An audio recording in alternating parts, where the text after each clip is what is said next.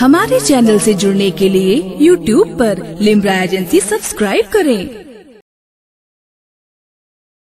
اقرأ ربك الذي خلق صدق الله العظيم درود شریف اللهم صل على سيدنا ونبينا وطبيبنا ونبينا محمد وسلم صلوا عليه السلام عليك يا رسول الله صلى الله عليه وسلم۔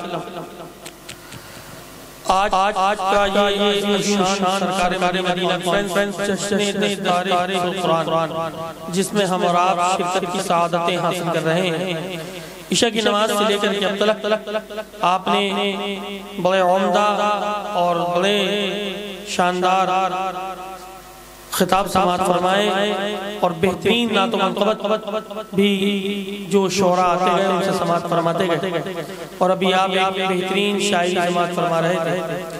تو میں دعا گو اللہ کی بارگاہ میں کہ سب سے پہلے تو ہم سب کی حاضری کو قبول فرمائے، یہ بچے جو فارغ ہوئے ہیں اللہ ان پر فضل و کرم کی بارشیں عطا فرمائے، اور اس مدرسے کے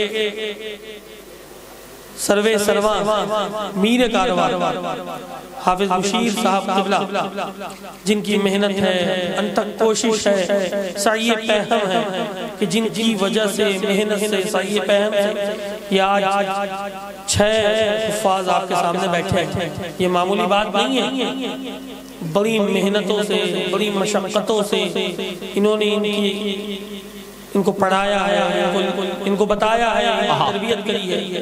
اللہ تعالیٰ ان کی عمر میں برکت عطا فرمائے، اس مدرسے کو دن دگنی رات چوگنی ترقی عطا فرمائے، اور یہاں کے تمام سامعین جو لوگ بھی ہیں سب پر اللہ فضل و کرم کی بارش عطا فرمائے۔ بس ہم سے 2-4 منٹ کی ایک بات آپ سن لیجیے۔ آپ سوچ رہے ہوں گے یار مولانا جو نعرہ بھی نہیں لگانے دیا، 2 گھنٹہ جو ہے تعارفی کراتے ہیں، ہمارے مشار ناظم صاحب بڑی محبت کرتے ہیں۔ اچھا ناظموں کا کام بھی یہی ہے کہ وہ جب تک تعارف نہ کرائیں تو ان کا پیٹ نہیں بھرے گا۔ خیر یہ ہمارے بڑے چاہنے والے ہیں، اور یہاں پر ابھی آپ ہمارے بعد بھی ایک شاندار خطاب آپ کو سماعت فرمانا ہے۔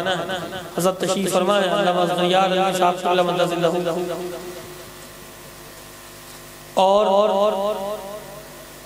اللہ نے قرآن میں فرمایا اقرأ بسم ربک الذی خلق، یعنی پڑھو اپنے رب کے نام سے جس نے تمہیں پیدا کیا۔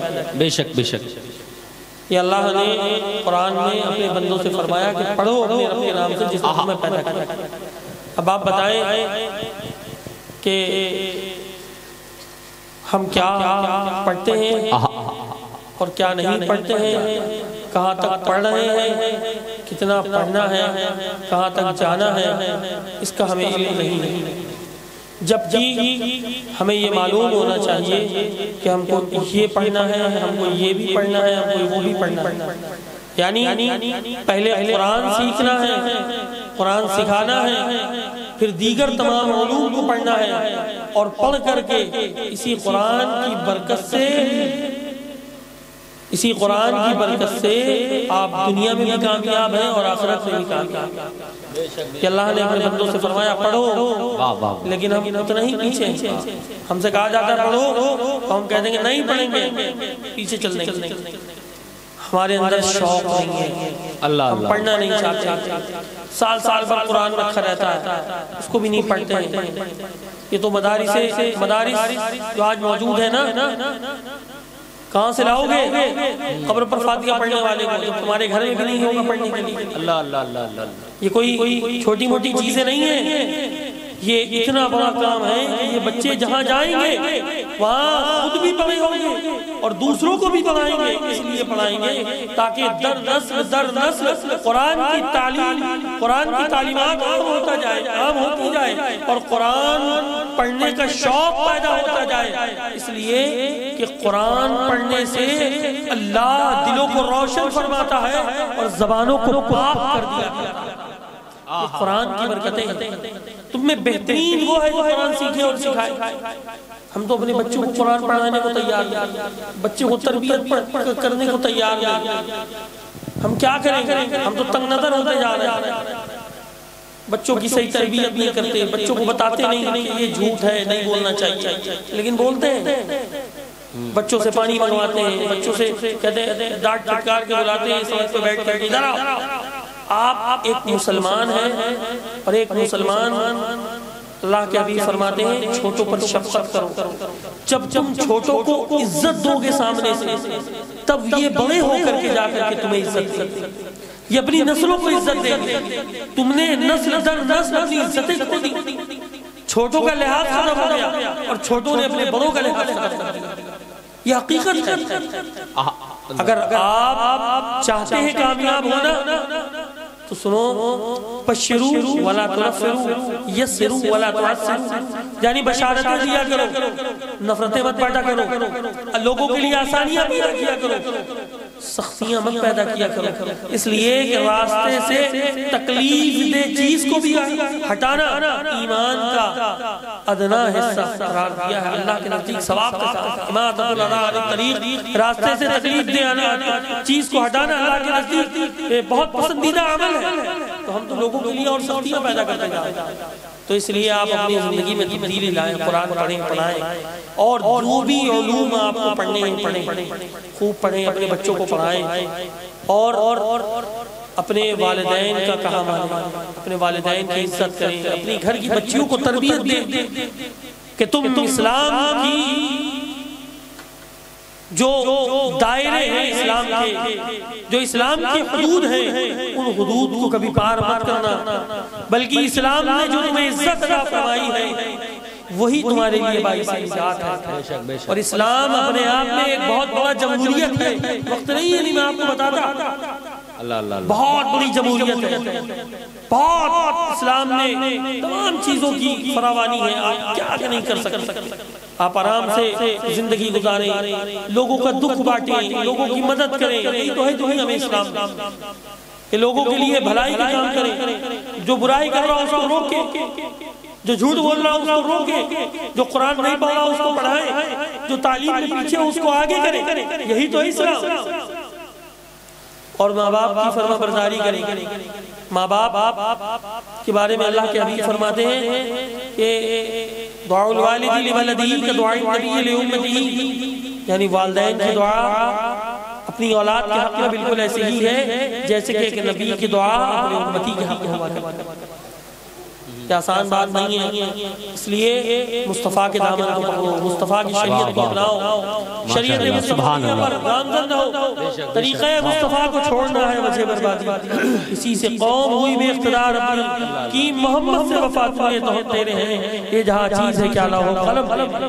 اگر اپنی زندگی کو کامیاب بنانا چاہتے ہو تو اپنے بچوں کو مدرسے میں لے کر جاؤ، دین پڑھاؤ، اس کے بعد پھر دیگر تمام علوم سے آشنا کراؤ، اور پڑھنے میں من نہیں لگتا تو ان بچوں کو بیٹھ کے مارو نہیں، ان کو سمجھاؤ کہ پڑھو، ان کے اندر جذبہ صادق پیدا کرو، سمجھاؤ، پیٹو نہیں، ان کو پیار سے سمجھاؤ، محبت سے سمجھاؤ۔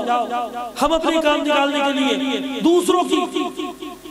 دوسروں سے خوشامد کراتے ہیں، کیا ہم جو ہمیں بچے پڑھ نہیں سکتے، کیا ہم ان کی دلجوئی کے لیے ان کی خوشامد نہیں کر سکتے کہ اچھا کام پڑھ لو؟ کر سکتے ہیں، لیکن ہم کرنا نہیں چاہتے، ہم نے کرنا چھوڑ دیا، ہم دوسروں کے محتاج ہو گئے۔ اس لیے میرے بھائی خود کفیل بنو، خود معاملات کرو، اچھے بنو، مدرسے کا خیال رکھو۔ یہ مدرسے کے فارغین، یہ اساتذہ کس قدر محنت سے انہوں نے پڑھایا ہوگا، کیسی کیسی گرمی میں پسینہ ٹپک رہا ہوگا، چھت کھول رہی ہوگی، آپ اسی میں سو رہے ہو، ان سے پوچھو یہ کس قدر محنت سے انہوں نے قرآن پڑھا، اور وہ قرآن پیغمبر کے اللہ نے فرمایا سنو، تم کتنے بھی بڑے ہو آدمی بن جاؤ، لا یمسہ الا المطہرون، جب تک پاک نہ ہو جانا میری اس کتاب کو چھو مت۔